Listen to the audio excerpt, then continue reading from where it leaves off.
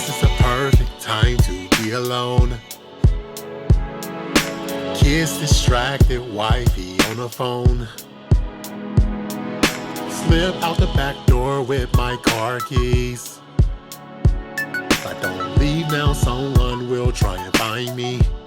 It's different this time right now, solo. I have the perfect plan, nowhere to go. Cruising down the highway. Welcome to the If You Cook Out Clean podcast. I'm your host, Eli Breeden. Today we have a treat in store for you guys. I don't know how to necessarily introduce her. I think I'll be doing her a great disservice by reading all of her accolades, but she is very successful in all of her endeavors. She's worked for Wells Fargo for well over 30 years. She's heavily involved in the AME Zion Church for well over 30. She has numerous awards, but her greatest accomplishment of them all is when she said "I do" to my fraternity brother, Mark Bridges Sr. She is a dear friend, and she has always been nothing but cordial and nice to me. She's going to give you guys a great perspective on marriage. She was married to my fraternity brother for well over 20 years, I believe. They have 3 kids together, as well as an adopted son. And I'm just glad that she even accepted my offer in terms of asking her to come on. When I asked her to come on, I knew that she would probably say yes, but I wasn't for sure because she's very reserved, and a lot of times she's not as outspoken as I would like her to be. She's somewhat of an introvert, but today she promised me that she would, come out of her shell just a little bit for the show today. Guys, welcome, Miss Erica. How are you, young lady? I am wonderful. How are you doing, Eli? That's great. I am doing just fine. So there are a few topics that we want to discuss today, and I just want to start by, thanking you for all of your support over the years. You've supported me in all of my endeavors, all of my different businesses. You've supported you and Mark as well. When I executive produced the stage play, you guys were there, and just showed an enormous amount of support over the years. And if I haven't, ever said thank you, I want you to know that I really do appreciate everything that you have done for me and my family in terms of supporting me. And for those who don't know, Mark Bridges, he passed away about a year and a half ago. He was a very dear friend of mine, as well as my fraternity brother, as well as my Masonic brother. We came through Masonry together, and Erica has always been there in terms of just family. I don't even consider her to be a friend. She is family. So let's start there. Well, can I interject? I want to Sure. say to you, Eli, I'm so proud of you. Okay. And Mark was so proud of you. His term for you was Elijah. So Okay. I always thought from the time I met you that your name was Elijah. But just to see your growth from the barbershop when we brought the first one, which was Christopher, and then Mark, then Christopher, then Alex. I have just seen you grow and just achieve. You set your goals and you just hit them every single time. You have a weird sense of humor. I didn't really know how to take you at first because your sense of humor is kind of a little off. But I will say that going to the play, we knew that there was going to be more to come. Okay. And so I just wanted to put that on the table before we go into this argument that we're getting ready to have. No, it's never an argument, but between Okay. you and I, it's going to be a friendly conversation. I'm not. Has it here- ever been? It's always. Oh, Yeah, and Okay. nothing but love at the end. We always respect each other, no matter what. we do. At the we end do. of the day, we, so we love to have fun, and I think that's another huge part of our relationship because we can be honest, and at the end of the day, we still love each other. And so, absolutely. thank you for what you said about Mark. It's Absolutely. still kind of raw for me, but We ain't I doing no know crying on this show. I know that he is so proud of you. Absolutely. And so I agreed to be on the show because on your podcast because I want you to know that I'm supporting you every step of the way. I appreciate that. Now, guys, since we got all of that out of the way, let's get into it. So, you were probably one of the first people who actually read the book, because I remember before the book was even truly published, before I even put it out there and advertised, I actually sent you guys the information because I think I was in Maine at the time, but I sent you guys the information. You guys were the first on my list. So, a couple of topics we're going to discuss, but overall, in your honest opinion, what did you think of the book? So as I was shocked a little bit, I guess, by Uh-oh. I was shocked by what I read because it wasn't one of those where you just kind of want to touch over topics. The language that was used, the honesty that was in the book, I was taken aback. But as I was reading it, I had to realize that this was coming from men. So initially when I was reading, I'm like, that's not right. That's not true. But I think a lot of times as women, men tell us, but we then want to tell you, no, that's not how you feel, or that's not how it is. So I had to take a step back when I was reading it to understand this is the man's perspective, Erica. Listen to what's in the book. So it was a hard read. I had to read, go back and read a little bit, and I didn't agree with everything, but it wasn't for me to agree with. It was for me to read it with an open mind and take what I read and said, this could be true. But I didn't agree with everything that was in the book. And that's good. I knew you would give me honest feedback, and we've had many conversations before, even prior to the book coming out, and some of the things we'll discuss later in the show. But so let's start with the first question I want to ask you regarding the grass is greener, right? Mm-hmm. And that was the very first chapter in the book. Guys, like I said before, you guys are in for a treat. What I want to know from you, from your perspective, from a married woman's perspective, and you can give me just women's perspectives in general. Why do women cheat? So I'm going to give you the response from first. I'm going to go from a wife's perspective. Okay. Because I've been a wife for almost 25 years. It would have been 25 years in May. And understanding that relationships are very intricate and they're not all the same. And so when we try to kind of put them all in the same bag, you can't do that because every man and every woman is different. And when you put men and women together, I may work for you, but I may not work for another man because he's coming into the relationship with his experiences and I'm coming into the relationship with my experience. So what I have found, not just with being around people, but reading about these sorts of things and talking to therapists about these things, is that women are emotional beings. We love to be told we're beautiful. And let me just say this. You may get some women who are very strong and they present as if they don't need a man, or they don't need the accolades, they don't need the constant praise, right? But all of us inside need it.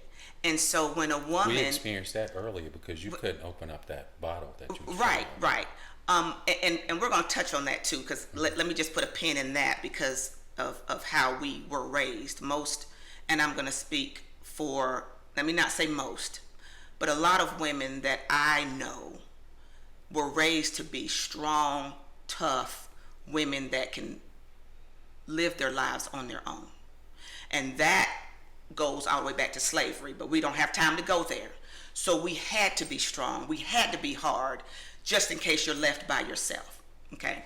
So sometimes we then bring that into the marriage. We're strong, we're tough, we don't need a man, we got that. And then we get a man, right? But we're still bringing that into the marriage, that we don't really need it. We don't really need them, but it's just something that we're doing. But as women, we need to be loved. We need to be touched. I don't mean we need to have sex. We need intimacy. We need communication. That's a big thing. A lot of men don't like to talk. We say thousands of words, and men may say one or two, right? But we need to be heard. And so I think for some women, they're not getting that, right?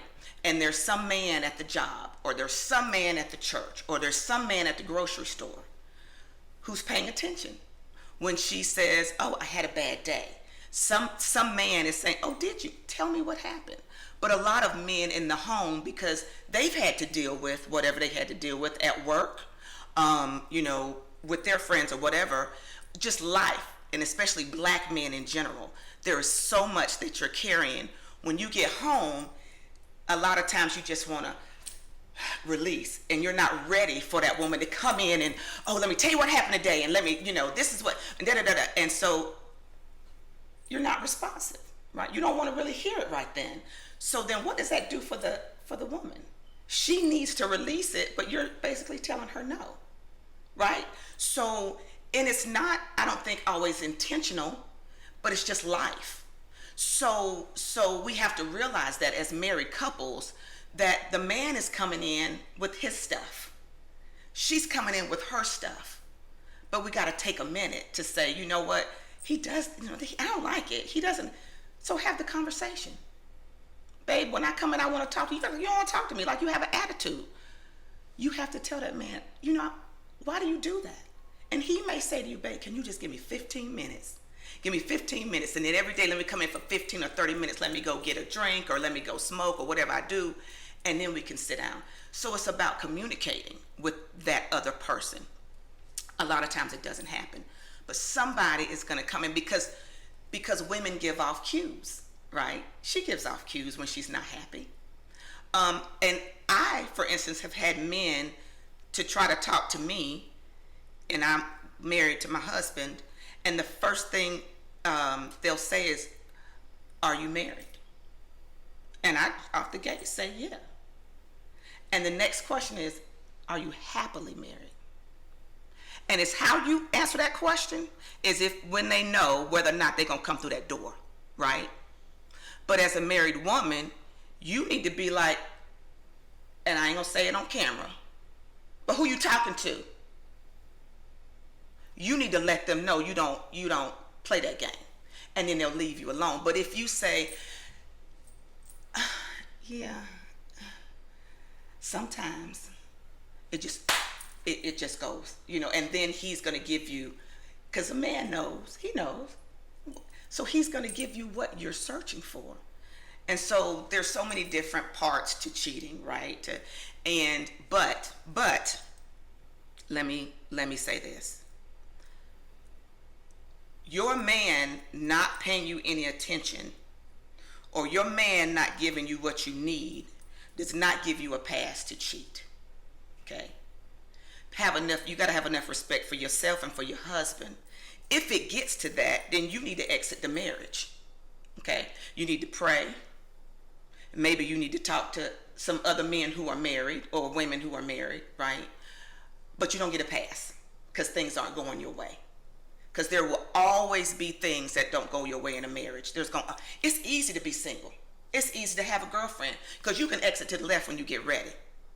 But when you're married, there's so many things going on. There's children, there's finances, there's so much. So you can't just say I'm gone. You got to kind of think about what you're doing, but you don't have a right to cheat. You have to make some hard decisions. And if you feel like you can't stay in that marriage, then you got to leave it. And that's between you and your God, whatever it is that you want to do. But you don't get a pass to cheat. Women don't, and men don't either. But for some reason, we think that men are going to cheat, or it's acceptable because they've done it so much historically. It has been acceptable, so that has carried on. Well, boys will be boys, right? That's not acceptable either. There's no pass. You don't get a pass. You need to talk to me. We're in this together. We made a vow to do this together, right? So one of the first things we need to do is we need to go to God.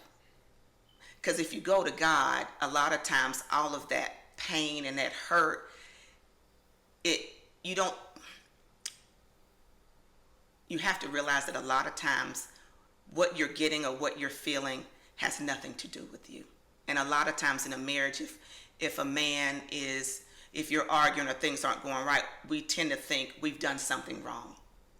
9 times out of 10, it's not the other person. It's the person themselves, right? So we've got to think about, stop making it be about me. He did this to me. He did this to me. 9 times out of 10, it has nothing to do with you. So you've got to take yourself out of it and try to figure out, if you love a person, you're going to try to figure out what makes them tick and what can you do to make it better. Even if that means you have to put yourself last. A lot of women, and what you'll see in a lot of successful marriages, is that women do put themselves last. They take care of the husband and the children. Sometimes you see women will take care of the children first. That's not how it's supposed to be. Because if the man and the woman are not happy, it doesn't trickle down to the children. So if they're happy, then they work together and the children are happy. So it's God, your family, your husband, your spouse, and then your children. And I'm talking a lot, so I'm going to hush. No, it's okay. That was good, because I think it's important, especially if we're, want to really understand each other. And that's what this show is built on. Like, it's not a back and forth thing. We're not here to debate, or we're here to mend relationships ultimately. And part of being able to do that is to listen to one another. So I appreciate that. But I do want to ask you a question. So just to make sure that I heard everything that you said. So women, you're saying cheat, number one, because, and maybe I'm not putting it in a particular order, but because number one, they're not getting the attention that they desire from home. So, and if they get the attention based on who's presenting, or who's coming to them, and I'm thinking of a word to say, but depending on who that individual is, you're saying, or depending on how vulnerable they are in those circumstances, that will lead to cheating, because they're not getting the attention that they desire from home. And you added more layers to that, and we'll move on to another subject in a second. But what if those women are getting the attention from home? Because what I noticed, being in the beauty industry for a number of years, I'm not anymore, I'm in the tech industry, but what I noticed was women love attention, and sometimes it doesn't matter where it's coming from. Like you said, it could be the grocery store, it could be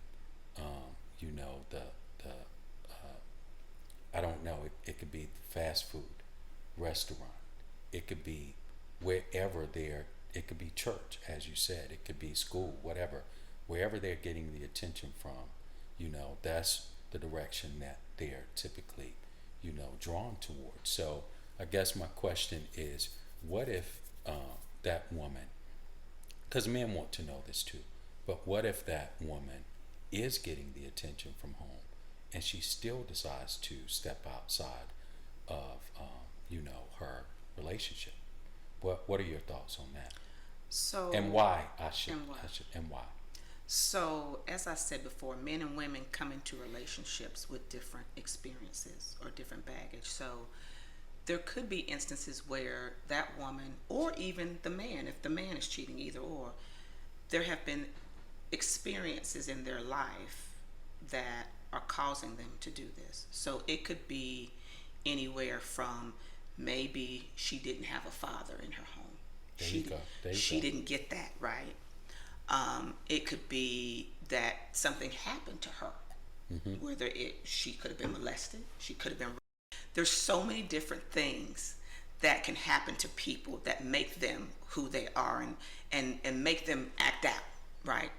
And you can use children, like you have children who act out, and people just naturally assume they're bad, right? But there's something that makes that child act out. And so for some women, it could be past baggage. So nothing other than maybe therapy. And I say, go to God and pray. But don't just say go to God and pray. People need therapy too. Then that's a big thing that we have been told. If you just take it to God, that's all you need to do. But I'm a believer that you have to do the work also,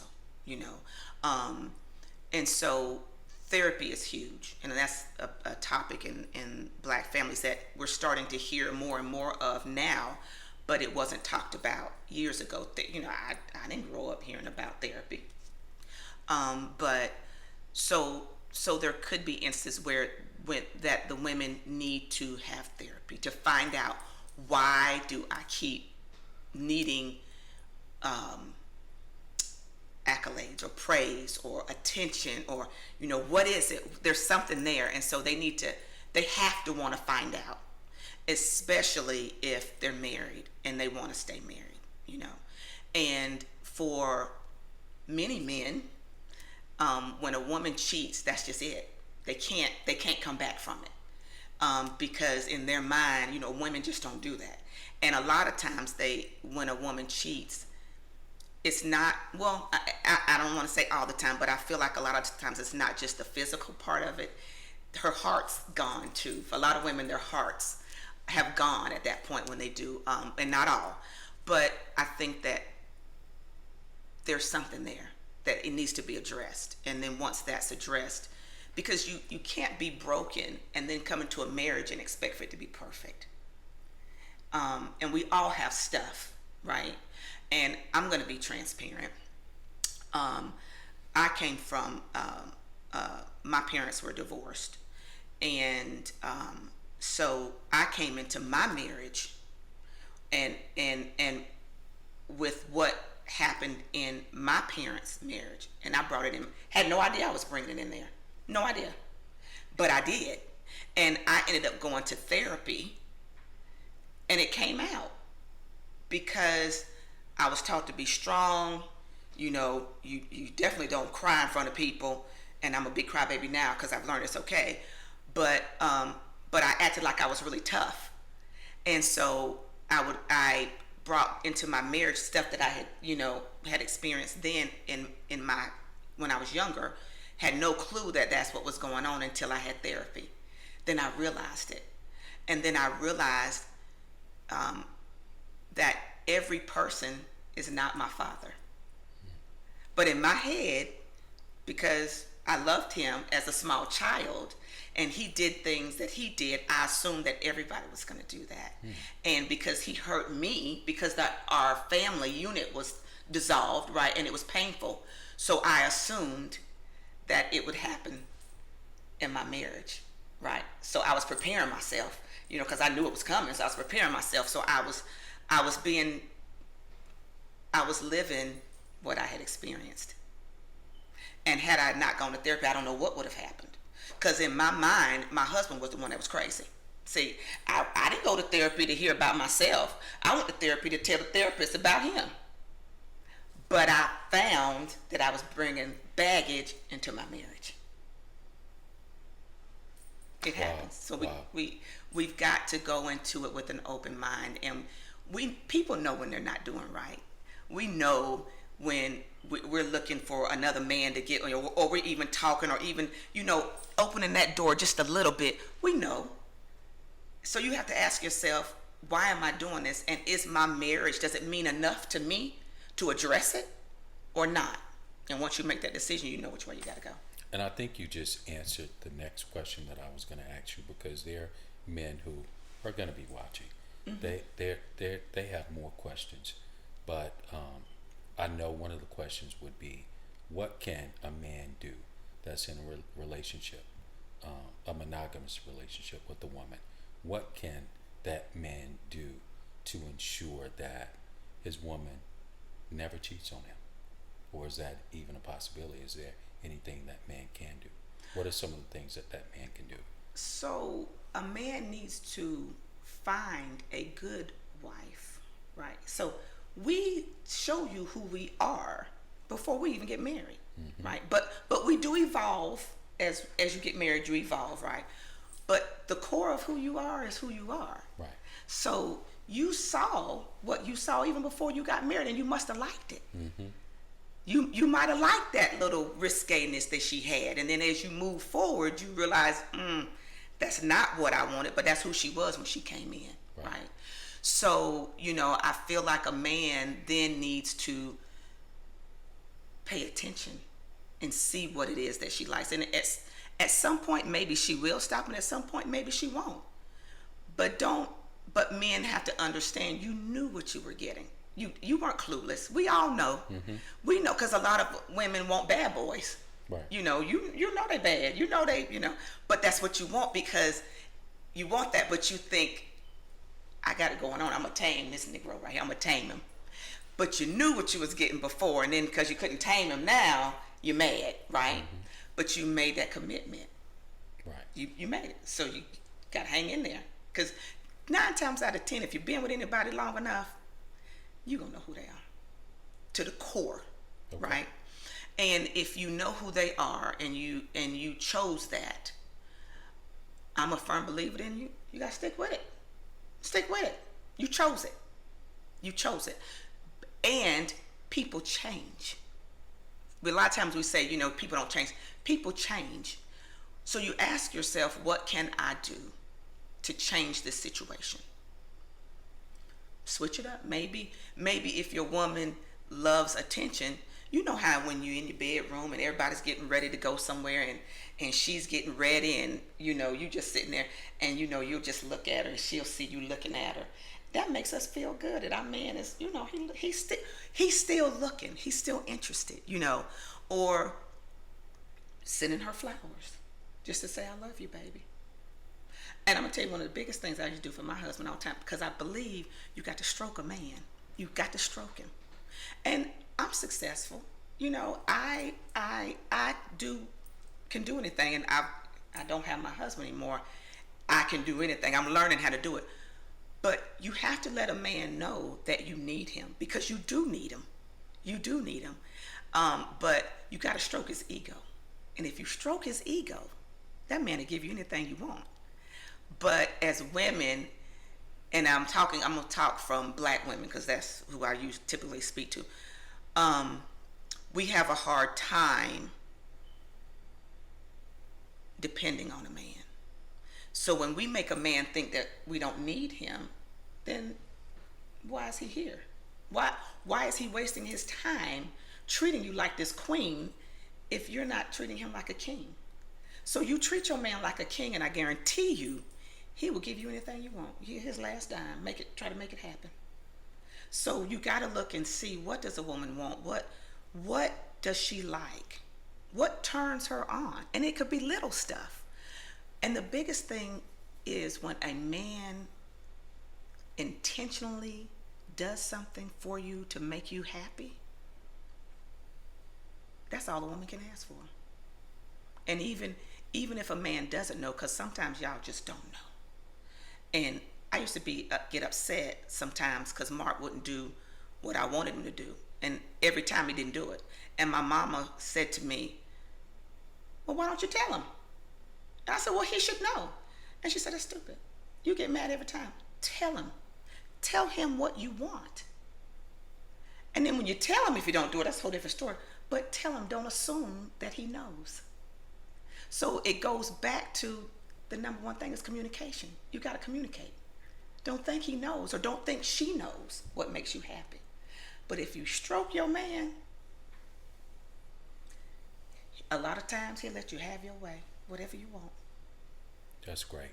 So there was a chapter in the book called What You Won't Do. So my next question to you would be, are there any hard no's in the bedroom?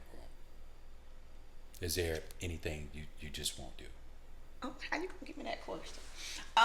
So this is my take. As a married couple,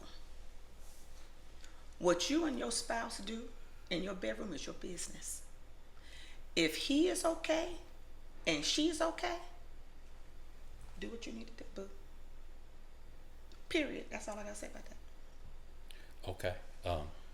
So there aren't any limits or limitations if you guys come to an agreement based on, I guess, both of you guys being satisfied in that regard.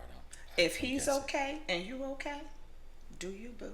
It's your business. It's nobody else's business. What you and your spouse do in the bedroom. Because what you and your spouse may feel comfortable with, me and my spouse may not. But you, as a married couple, you learn each other. You learn what each other likes.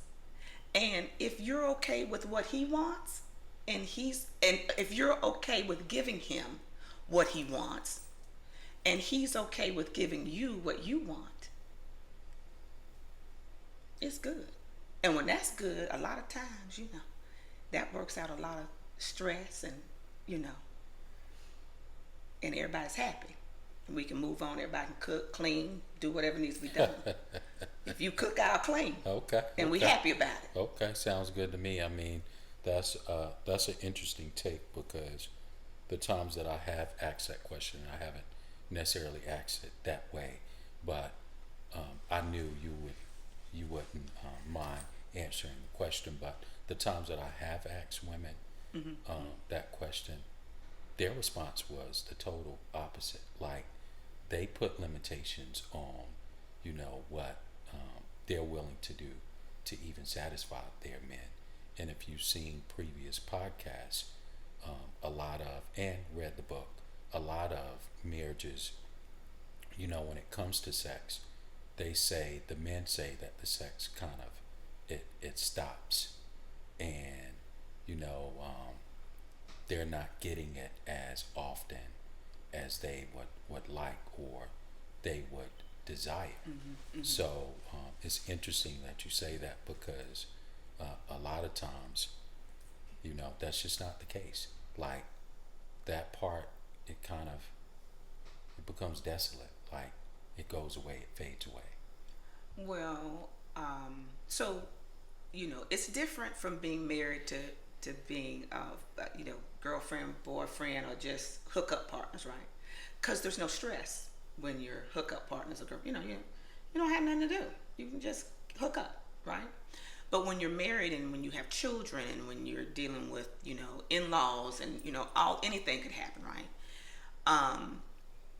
There's so much stress involved that a lot of times for women, right, it's not just an act that you can just do that. And we have to be in it mentally, right, to get what we need out of it.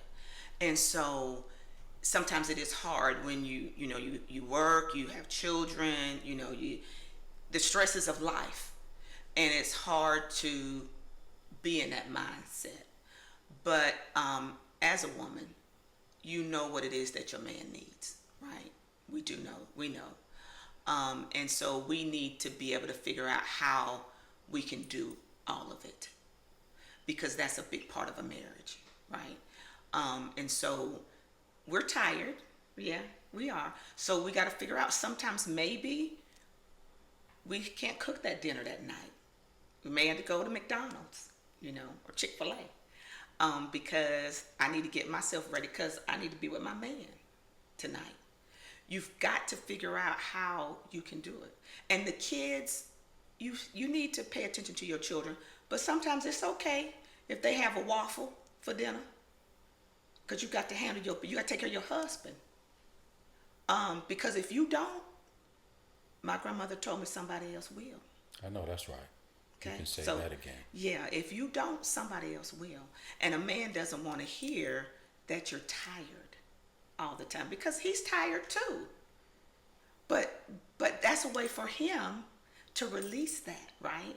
And so it's important for us to do what we can to please our husbands. And like I said before, if you please him, he will try to please you as well. And it may not be just the bedroom piece. If you're doing for him what he needs, he's going to try to do things that you like. Maybe it's a walk in the park. Maybe it's go shopping and sit on the stoop and just sit there and wait on me. Those things. But sometimes we have to not think about ourselves, so that the marriage can be a good marriage. So that man wants to come home, to his wife. Because if he's happy, he's going to come home. And you got to make sure you're a little crazy too, so he'll know to come home. But if he's happy, he's going to come home. Okay. Yeah. You know what? There's no, debate here. Like everything that you're saying, I actually agree with. And it's almost like I'm talking to one of the guys, that I interviewed in the book, because everything you're saying is something, it's almost like from a guy's perspective. So. But it's because I was married for 20 some years. So I've learned a lot in that marriage, right? And who I am now wasn't who I was when I was 23 or 24. I didn't know some things. I had to learn them along the way. I had to communicate with my husband. I had to pay attention. So that's how you learn. And again, you have to listen. And you got to communicate. And a lot of times we shut down because we get angry and we don't know how to communicate. That's, people, and people think that, they don't want to argue. Sometimes arguing is good because it gets it on the table. A lot of times when you argue, you tell the truth. See, when you don't argue, a lot of times you have to think about what you're going to say, and you don't want to hurt feelings. So you go arguing. Sometimes you get the truth. A lot of times you get the truth, the hard truth. And then you figure out, well, how am I going to deal with that? And so you argue, you talk about it, and then you move on. And it's okay. Marriages aren't easy. They're just not. But if you don't communicate, the man is not going to know what you really need, and you're not going to know what he needs. And then you're going to look and thinking what you see on reality TV and on, Facebook and all that. A lot of that stuff is not how it really is when you get down to it. But if that's who you're going to for your information, that's probably why we have more, divorces than we do people staying together, because it ain't real. You gotta be real. Sometimes you got to be raw real.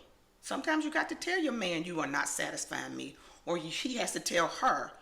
And what can we do? What do I need to be doing? And you guys come to and it may be in that scenario, maybe she's not comfortable in doing that. So let's figure out what you're comfortable doing.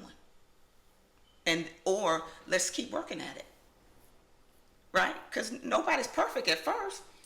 You try to ride a bike at first, you're going to fall off. So we have to keep trying until we get there. And then once we get there, we're dancing to the same tune. And that's a beautiful feeling, honey, when you're dancing to the same tune.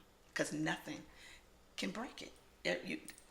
There's nothing that can come in between you. Once you guys are on the same page, no matter what comes your way, whether it be sickness, issues with your children, you lose your job, none of that. Then everybody's on the same page. And because everybody in a marriage can't give 100%. And I hear this mess about 50-50. It ain't no 50-50. Because sometimes I got 30 and you got 70. Sometimes you got 20 and I got 80. It's not equal. It's never equal. I may have a job and you may lose your job, but I'm gonna pay these bills, boo, because we in this together. But a lot of times people have issues with that because they worried about, oh, well, this is mine and this Yep. is, but nothing's yours when you come together in a marriage. Absolutely. Right? You have to be very unselfish. Yeah, you have to be very unselfish. So when you don't have, I got you. You ain't never got to worry about it. But that means that you know who you are. A lot of people don't know who they are. Right. So they're worried about keeping everything, or they just, they don't know what could happen. But if you're okay with who you are, it's easy to let go.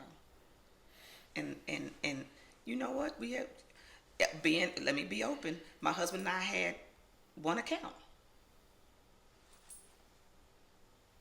Period. We had one account. We're in this together. We're one. So if I don't have, you don't have. I mean, if we don't have it, we don't have it. It ain't okay. You got money in the bank and I don't have no money in the bank. That's not how that works. We're one. And if you realize that you're one, because when you get married, the Bible says you are one. You are one. And so you have to look beyond all this stuff that the world tells you. All the stuff the world tells, that's not where you go. Right. You know. So that was great. I'm going to go off script just a little bit. Okay. Because just listening to you and remembering some of the previous shows that I've done, I think I owe you an apology, and I'll tell you why. So prior to me, I guess, understanding relationships and marriage and all of that good stuff, I had a single person's mentality because I was. And I might have been in my early 20s, and your late husband and I, we used to hang a lot. And in the previous shows, we discussed, should single people hang with married people? I have a different take on that. I think if that person, no matter if they're married or single, if they have that person's best interest at hand, as well as their significant other best interest at hand, yes, they should hang out. If especially if they're gonna make sure, he's coming home at night. So I owe you an apology because when I was much younger, there was a time where your late husband, and I don't want to say late because Mark is still here, and I think he's watching over all of us, and I think he's here today. So be careful if you get the spirit and you feel like you want to say something that you typically wouldn't say in any other circumstance. But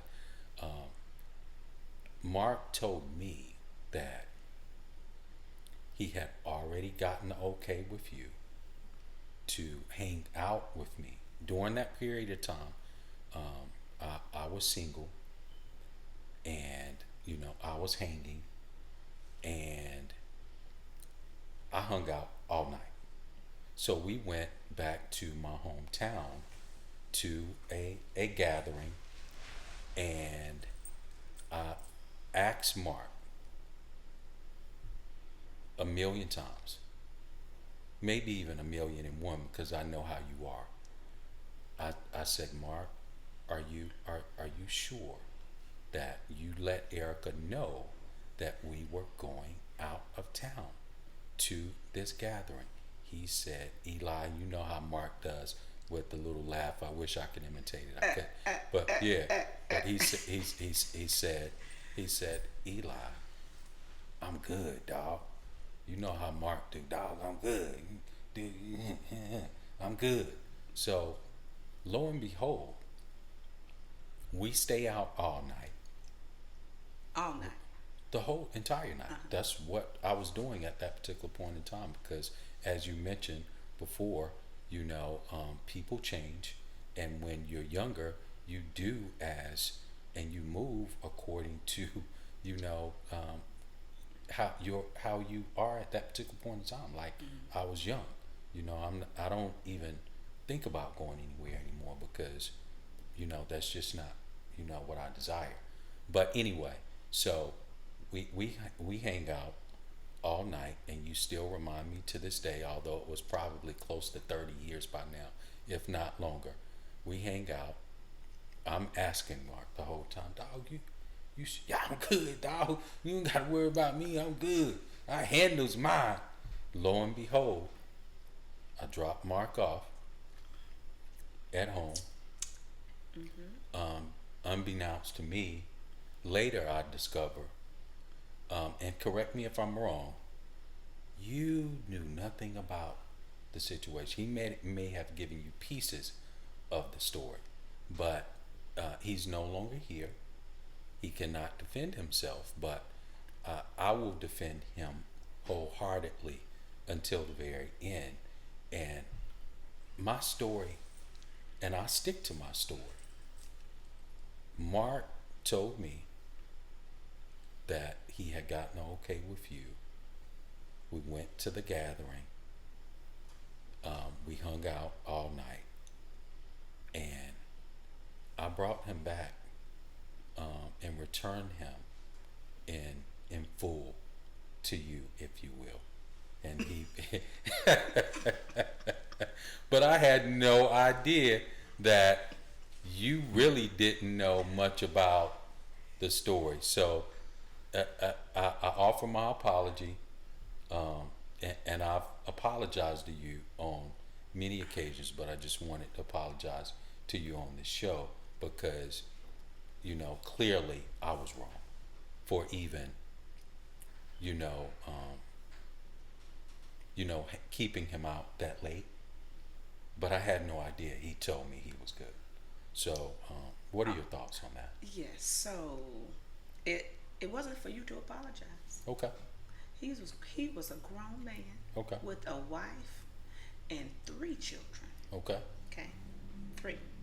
So no matter who he was with, single, whatever, he had a wife and children at home.